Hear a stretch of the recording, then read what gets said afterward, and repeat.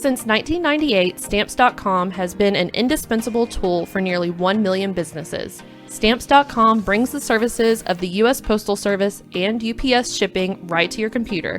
Whether you're an office sending invoices, a side hustle Etsy shop, or a full-blown warehouse shipping out orders, Stamps.com will make your life easier. All you need is a computer and a standard printer. No special supplies or equipment. And within minutes, you're up and running, printing official postage for any letter, any package, anywhere you want to send.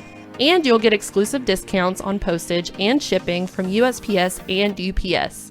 Once your mail is ready, just schedule a pickup or drop it off. No traffic, no lines. Cut the confusion out of shipping. With Stamps.com's new Rate Advisor tool, you can compare shipping rates and timelines to easily find the best option. Save time and money with Stamps.com. There's no risk, and with our promo code POD, you get a special offer that includes a 4-week trial plus free postage and a digital scale. No long-term commitments or contracts. Just go to Stamps.com, click on the microphone at the top of the homepage, and type in POD. That's Stamps.com, promo code POD POD. Stamps.com. Never go to the post office again.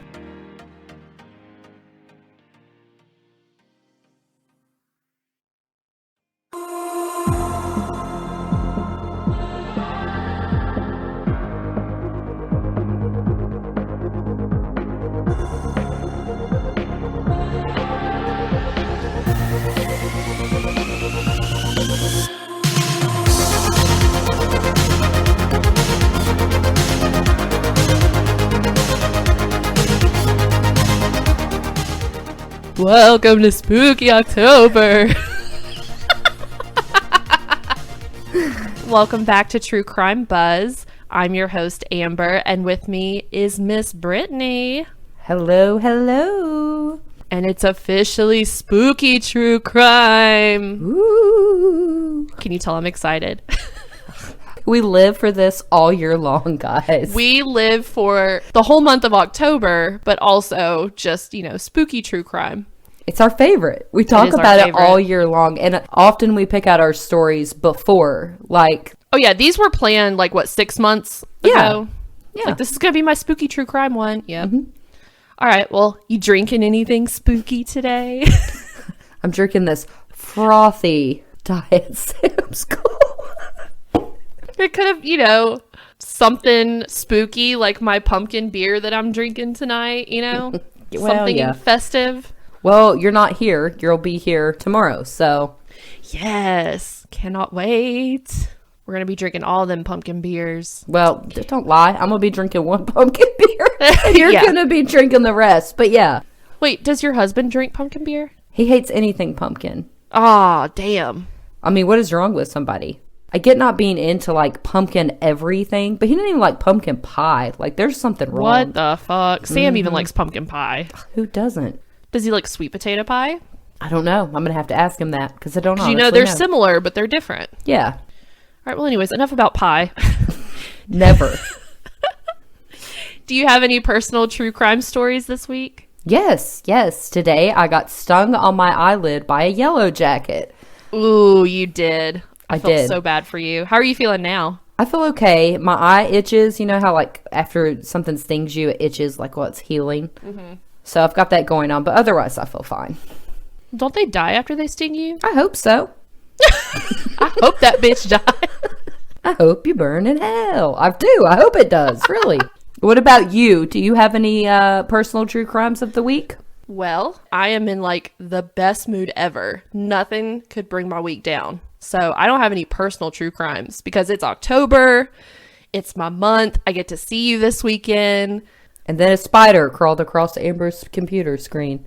Don't put that evil on me, Ricky Bobby.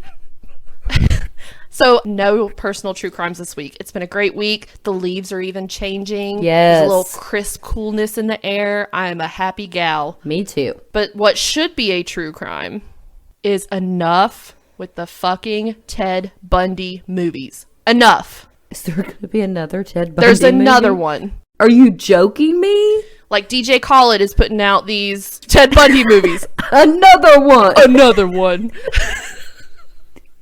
No, I went to the grocery store and I was filling up my water and it's right next to the Redbox DVD rental thing. And I look over and I see another Ted Bundy movie, straight to DVD, starring Chad Michael Murray, of all people. Of course, that's why I went straight to DVD. But it's like, why? Why does this guy, of all the serial killers, why does he get all the fame and the glory? But who thought Chad Michael Murray would be a good Ted Bundy? Not me. I don't know, but they need to be fired because they do. I went to watch the trailer because I just had to. I'm like, is this as much garbage as I think it's going to be? Spoiler alert, it is. He has a wig on. It's bad. God. It's bad. You're going to have to send me the name of this movie after this so that I can watch the trailer. American Boogeyman. No, it is not. It is. But, like, seriously, of all the serial killers, why does he get all the... It's because people think he was hot. Weirdo people think he was hot. But he's not. No. All right. Well, anyways, that should be a true crime. I'm demanding it right now. Attention, all movie executives. Enough with the Ted Bundy-ness. We've had enough. Well, like in 15 years or something, put out another one. Because... things will have changed. We may have learned more scientifically, whatever. But like we're getting one a year almost on average. It's too much. You know who does need a movie? Mr. Edmund Kemper. Oh my God. We'd watch that in a heartbeat.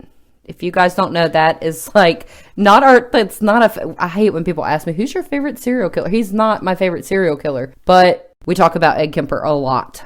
So yes, absolutely he needs a movie. But there's just so many other more sinister, more evil. I'm not saying Ted Bundy was not evil. He definitely was. Why do we not have a movie about Sam Little? Movie? Yeah. Like you said the other day, we could not ever have any more murder in this world from today on. And you and I will never run out of content for episodes. No, we will not. Quit killing people, guys.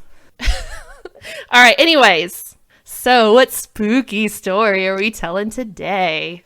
So I have chosen to open Spooky October with a well-documented and pretty recent bizarre story. This is a story about twin sisters who went on a trip together in the UK and ended up causing absolute mayhem. Were they possessed? Is this an extremely rare case of something called Folie à Deux, also known as madness for two?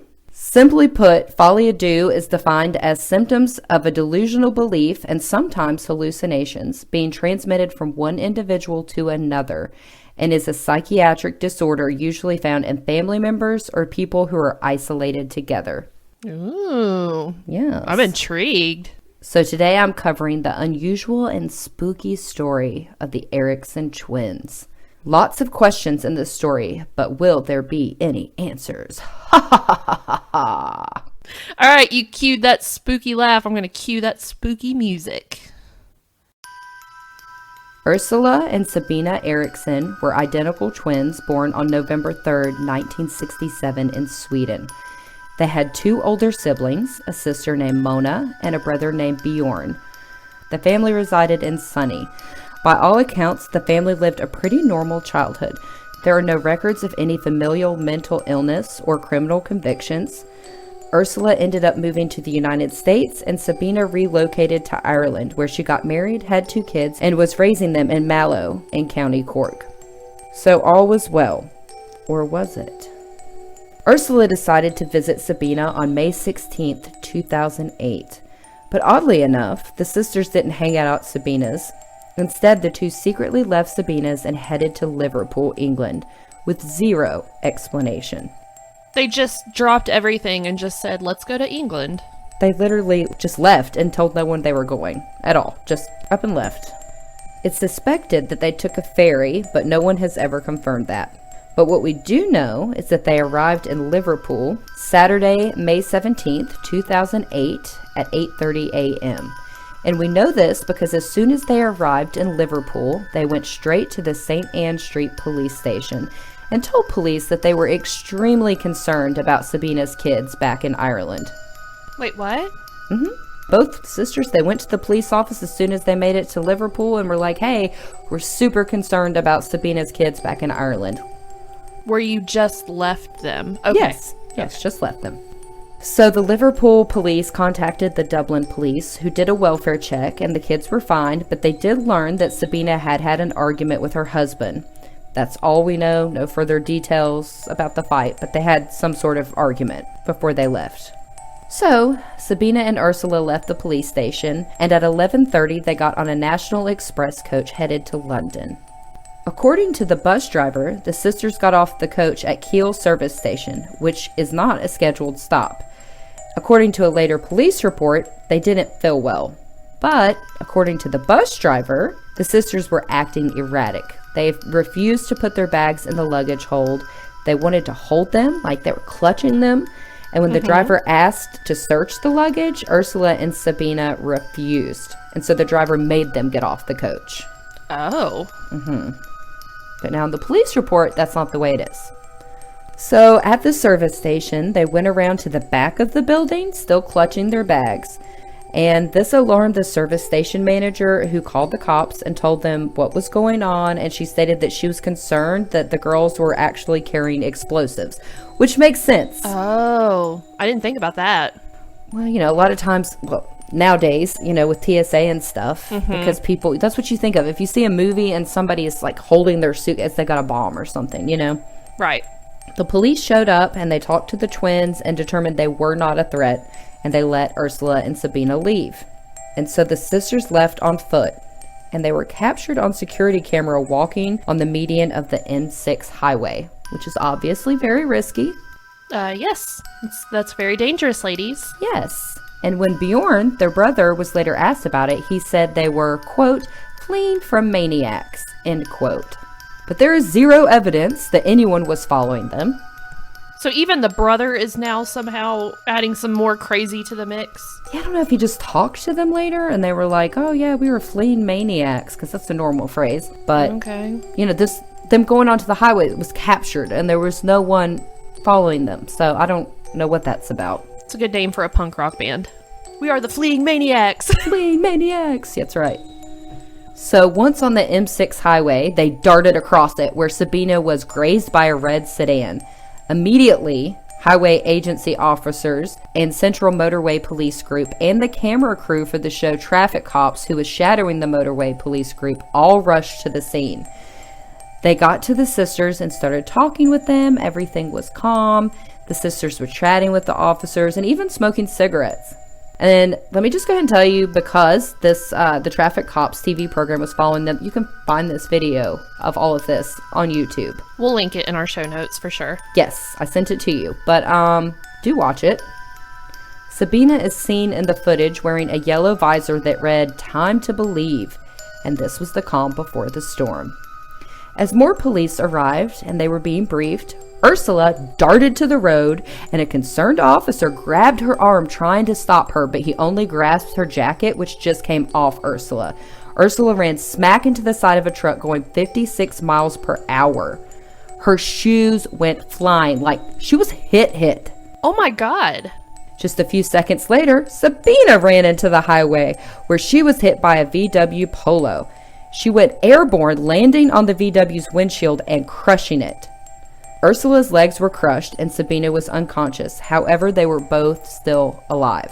Oh my God. Is that on this video? Yeah, they're just literally talking to cops. Everything is calm. And then they bam, just dart out like a scared cat into the road. Into the road. Like on purpose. It's on purpose, okay? Undoubtedly. Oh my gosh. If anybody's questioning that, I don't know. But authorities called for an air ambulance, and about that time, Sabina, who had been unconscious for about 15 minutes, started waking up.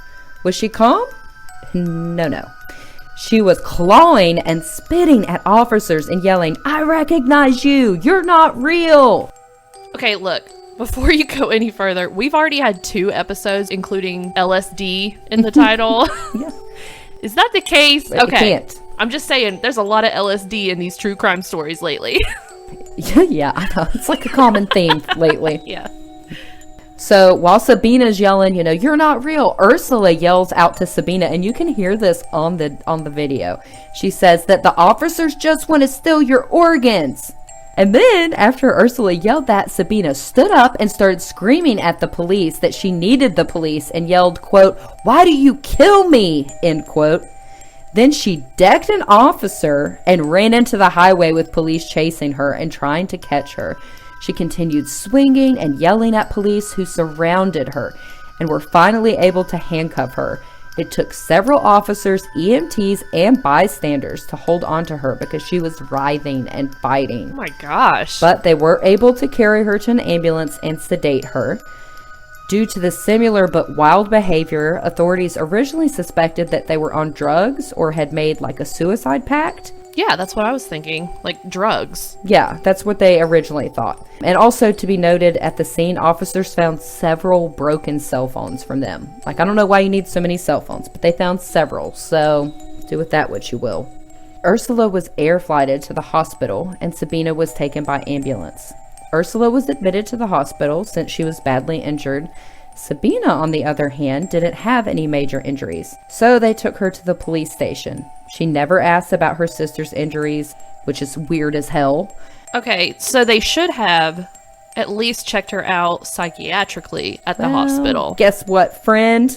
No psychiatric evaluation was ever done on Sabina, which is wild to me. Okay.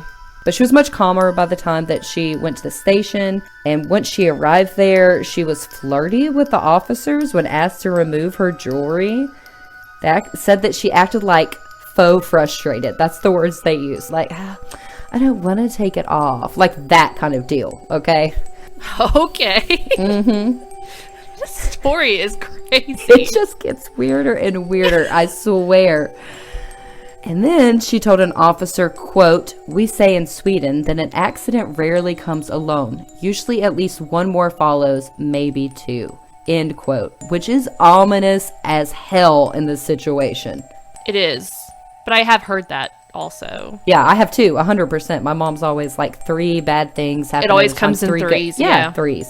The next day in court, Sabina pled guilty to punching an officer and trespassing on the highway and was sentenced to 1 day in jail and was given time served and was released. Again, no psych eval had been done.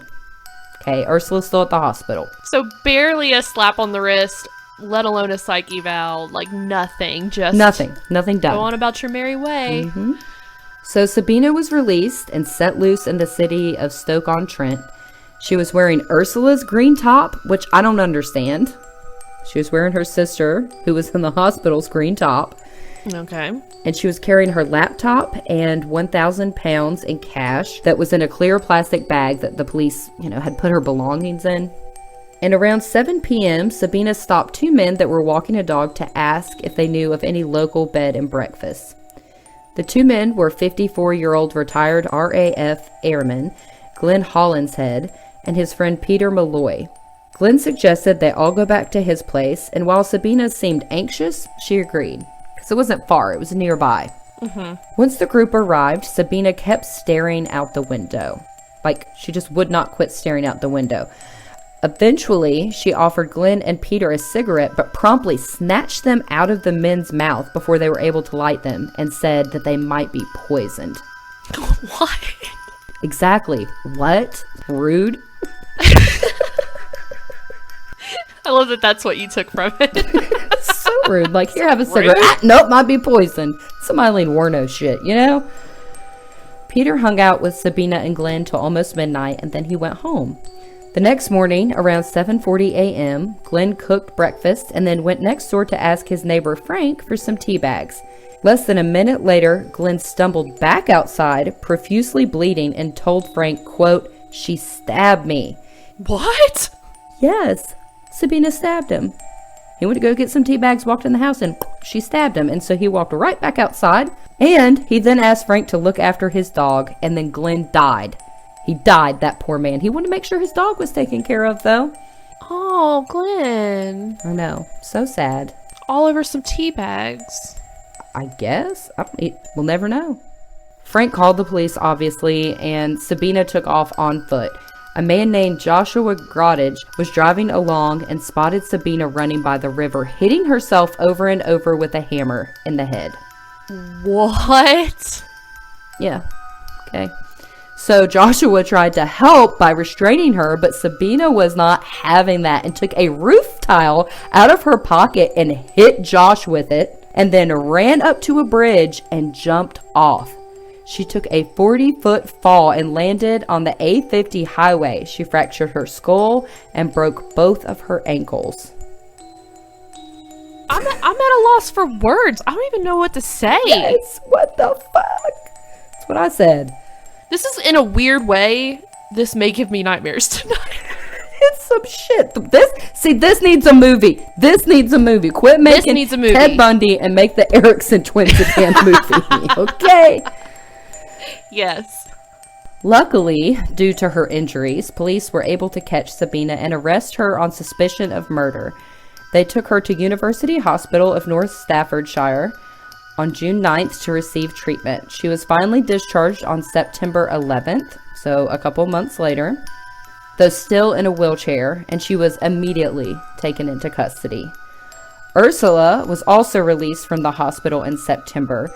And gosh, she was in there a while because, the crazy highway stuff was in May, and then she didn't get out till September. But I mean, her legs were crushed, so makes sense. And Ursula was not charged with any crimes. So she briefly went to visit family in Sweden before returning to the U.S. to live in Bellevue, Washington. Sabina's trial for attempted murder started September 1st, 2009.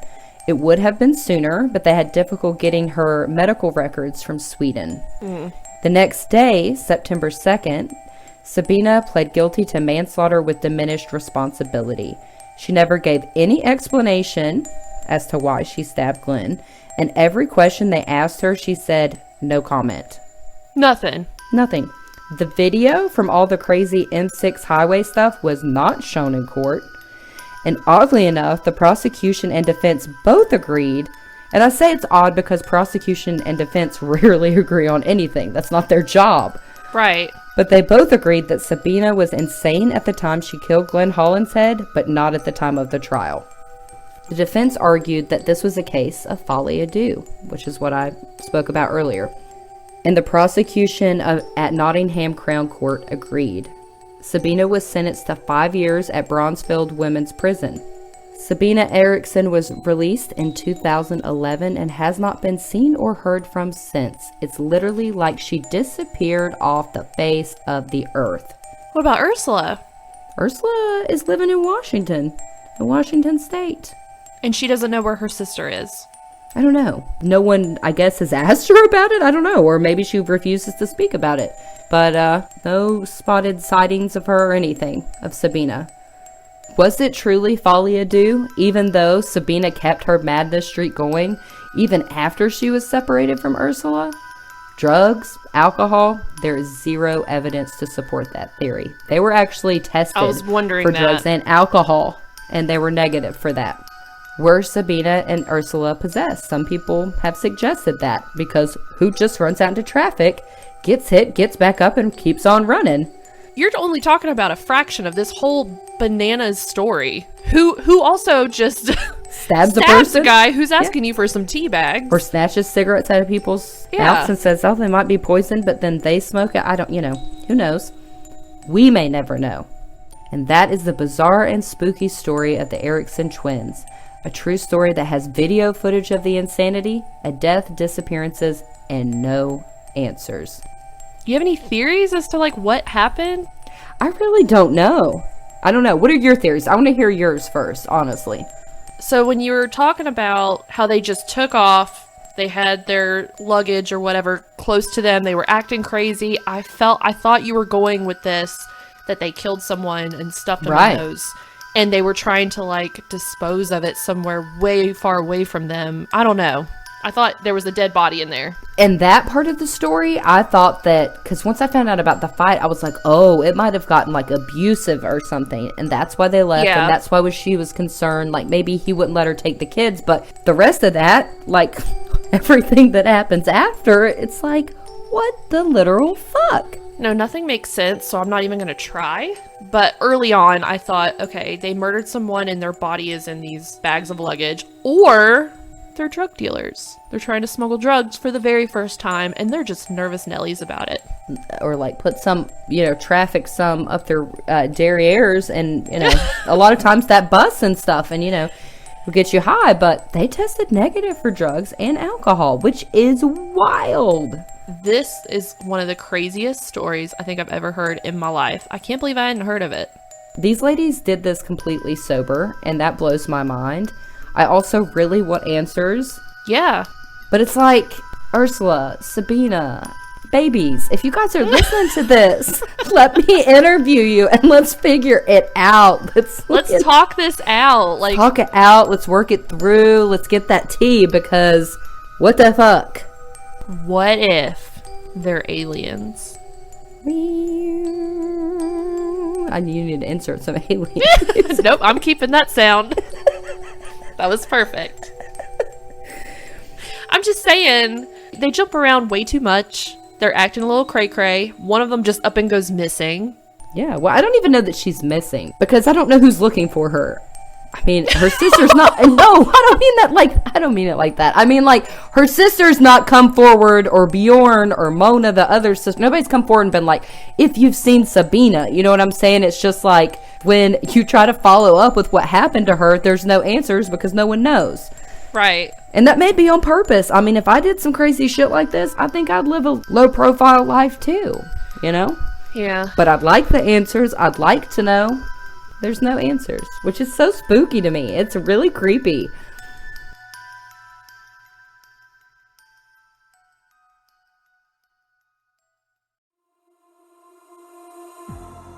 Love our podcast? Then hit that subscribe button and leave us a review.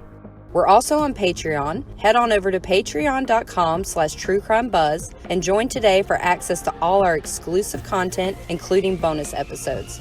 You can also find us on Facebook, Instagram, and Twitter at TC Buzz Podcast.